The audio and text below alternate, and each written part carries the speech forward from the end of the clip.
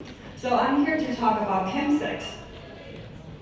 So first of all, a brief description of chemsex and HIV among MSM, and I want to share our integrated health service, HERO, in Taiwan, with a little bit of process evaluation and challenges we encountered so far. So chemsex refers to sex between men that occurs under the influence of certain drugs taken immediately preceding and or during the sexual session. And specifically, we are talking about crystal meth, methadone, and GHB and GBL. I think this term, chemsex, was first cast in UK, but then there's a long history in the United States that has been talking about the systemic health problems, including substance abuse, mental health, HIV, STI, violence, sexual abuse, all the stuff together in MSM. So why do people engage in chemsex? It's fun, of course, and it's very different from generic recreational drug use. These drugs can cause hypersexualization feelings, and it's different from heroin and cocaine users. You're gonna hear people saying that we use these drugs to connect with others. So it helps to connect with others. And why does it help to connect with others? It increases sexual confidence, and people engaging in chemsex report better sex because of these drugs reduce inhibitions and increase pleasure. It helps to build instant rapport with your sexual partners. And some users report using these drugs to manage negative feelings such as a lack of self-esteem and self-stigma. And it enhances emotional intimacy and sexual connection. And those are very common reasons what we hear from our clients as well, that why they started using these drugs. And chemsex can take place not only in parties, sex parties, but can take place in private homes. We also been hearing more and more people been using, engaging chemsex with their stable partners. So chemsex can be between two partners or with more people. But then why should we worry about chemsex? It sounds pretty fun, but then it's more likely people who engage in chemsex will report engaging in HIV transmission risk behaviors, and it is associated with HIV and other STIs. And also drug dependence. So like methadone and crystal meth are highly psychological dependency, and GHB is high physiological dependency. And then there's GHB overdose. And for crystal meth users, they've been reporting losing days a lot. So they're not sleeping or eating up for a few days. And as you can probably imagine, in this kind of setting, it makes negotiating of safe sex or sex itself being more difficult. So there is a lot more non-consensual sex or sexual assault occurred in this kind of setting. So you might wonder what prevalence is like in Asia Pacific region, and it's about 5 to 30% depending on sampling methods. And in Taiwan, in this 2017 survey that my colleagues and I conducted using Hornet, and it's about 1,500 MSM that fill out the survey, we asked them, have you used ecstasy, methadone, GHB, GBL, ketamine, or crystal meth during sex with men within the past 3 months? And you can see in the major city, Taipei, it's about 12.6%, and overall, over the whole survey participants, about 9.3%. And that was 2017, so we're assuming this year we're going to do this survey again in October, in late October, during our Pride, and we're thinking that the number will be much higher than this. And if we stratify by HIV status, among the positive individuals, it's 35%, so it's pretty high. And we further conducted another survey that looked at chemsex individuals only. And so at first we're interested in knowing like the overall consequences or associated factors related to chemsex. But here I'm presenting the demographics here. As you can see, these people are very different from our stereotypical heroin or cocaine users because they are not like that at all. So most of the people have full-time job and they were able to maintain some kind of jobs. And they have high income in terms of compared to Taiwan average, and they have pretty good education as well. So we're talking about people who are, very different profile from the heroin and cocaine users that we normally can think of. But you might wonder, among all these Chemsex users, how many of them are those we really should be worrying about? So in this survey, we used the Severity of dependence scale, the famous SES scale. And then we found that almost half of them are considered high dependency. So for us, that's alarming. And that is because of this rise of chemsex that was commonly seen. And we're seeing those emojis being used on dating apps or social media. People have their own language communicating chemsex. It's very often that you see slamming signs, symbols for slamming or SL kind of thing on our dating apps. So we feel like this the original existing healthcare model that tackles substance abuse, sexual health, and HIV prevention independently is no longer desirable.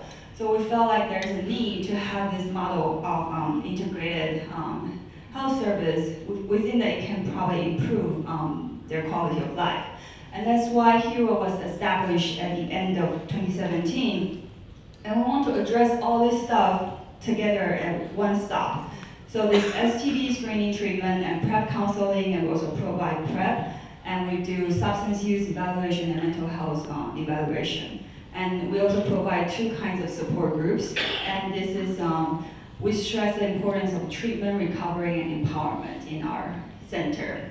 So as I said, it was established at the end of 2017, and we are highly inspired by the UK model. So the one in London, 5016 Street. So this is what we look like, and if you have ever visited Taiwan, please come visit us. We are actually located within a hospital right now because we need to use some of their resources. And we're building an electronic health record right now. It might be ready next month. And we will have a patient portal and a healthcare provider portal. For patient portal, patient can view their test results and enter their mental health and chemsex assessment on the portal and log each service they utilize. And for healthcare providers, they can also see those profiles. And I think the buzzword for this conference is multi-stakeholders, and this is an example of it. So it's originally based from an LGBTQ center that's been working for our community for more than 10 years, but this chemsex idea is new. We feel like there's a need to establish this new thing. So this is our staff, and Daniel is here as well. If you have more questions, you can go find him and ask him. So we have involved the research part and also the technology company at the very beginning, since the very beginning of this center. And today I'll be focusing on the 3 Chemsex-related services we provided. One is a psychiatric referral and treatment, and Chemsex recovery group, and counseling using Chemsex care plan. So the Chemsex care plan is taken from David Stewart's website, and it's based on the 5016 Street model. So a lot of people here would know it looks a lot like a motivational interviewing kind of thing. So basically they set their own goals, and then we go through this process with them to help them understand what they really need. And so we use this for all the Chemsex recovery group members. We conduct this plan using Google Form right now with the assistance of our staff, and we go through this plan together with each client individually. And every time they come in, we run through this plan. In this process, very often people will realize that they are not as confident as they originally thought they were in terms of their recovery goal setting. And the process evaluation part was developed at the very beginning. So we used the pre-seed proceed model, the intervention mapping. So we listed out the change objectives here, and we hopefully give it time, we can collect data to prove that this kind of service may decrease chemsex behavior, increase their HIV, STD screening and treatment, and increase their uptake for PrEP. So in this survey, we asked them, so everyone who comes in, we ask them, what percentage of your sex life involves chem? And another question, we ask them, ideally, how much the percentage of your sex life you would like it to be involving chem? And for whoever that answered more than 0% for the first question or in this an analytic sample here, so it's about 115 people. And actually, 3/4 of them want to get better, and still 1/4 of them want to stay the same or use more.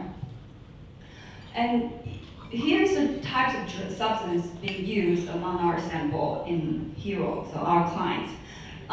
So here we see that methamphetamine is quite common, it's about 44%, and Viagra 45%, 36% using Rush, and even for GHB, GBL it's 19%.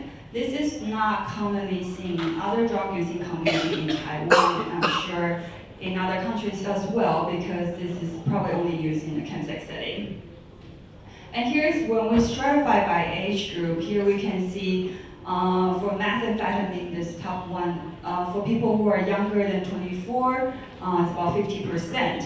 And you can see, I think for me to take home from this picture is that we're talking about relatively younger population, people who were taking picture here, like, younger than 35 years old. So we're talking about relatively younger population, and I think that's, for us, it's very alarming, like how do we increase their interest for quitting, or how do we help them to get help?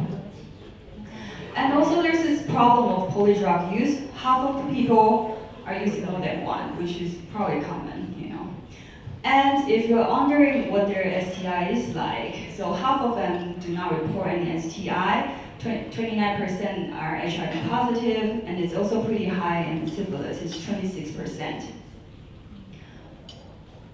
And mental health. So our population have pretty serious mental health problems. If we use GAD-7 and PHQ-9 to measure anxiety and depression, about 28% or 23% having anxiety or depression. That's pretty high. And this is showing a very similar result. This is HERO clients, but then if you compare to the survey we conducted on Hornet among the Chemsex users in overall Taiwan, you're seeing that among all the Chemsex individuals, half of them, we should worry about that, because we should be worrying about their dependency problems. This is using another scale. So for our Chemsex recovery group, this is what we look like, a fake picture anyway. And we started running a group actually a year before we established HERO, so we've been running a group for 3 years. And this year, since the beginning of this year, because it got really good review, we've been holding it twice per month.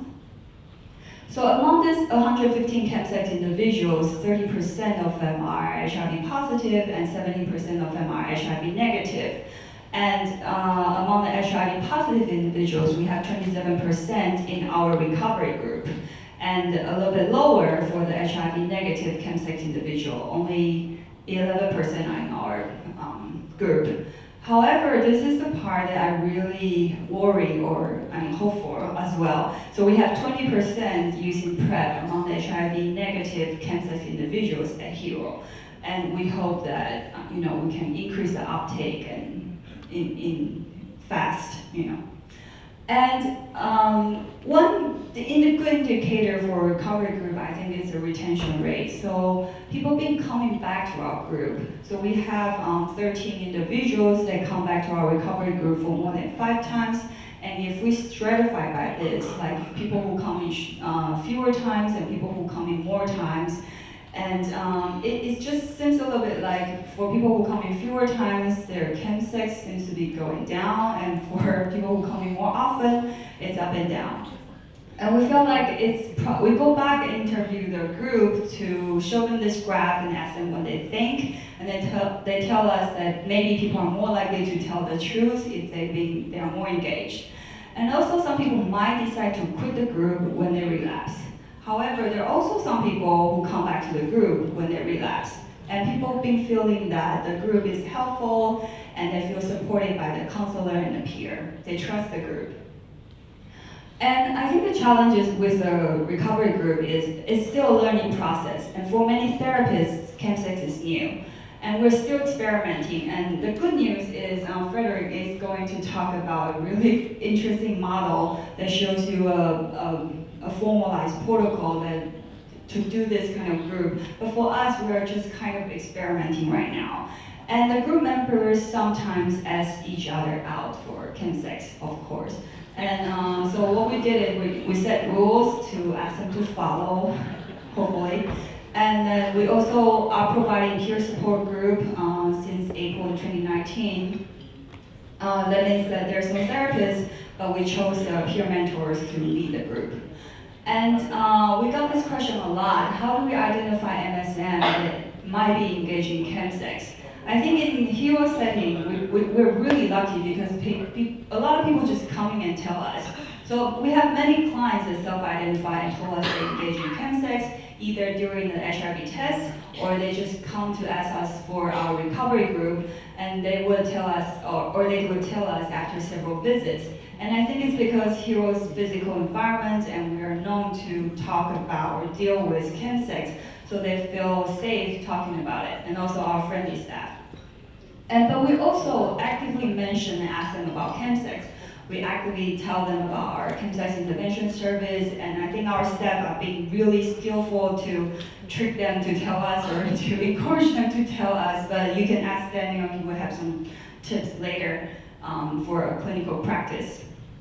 And in conclusion, we felt like integrated health service for chemsex are necessary and in high demand.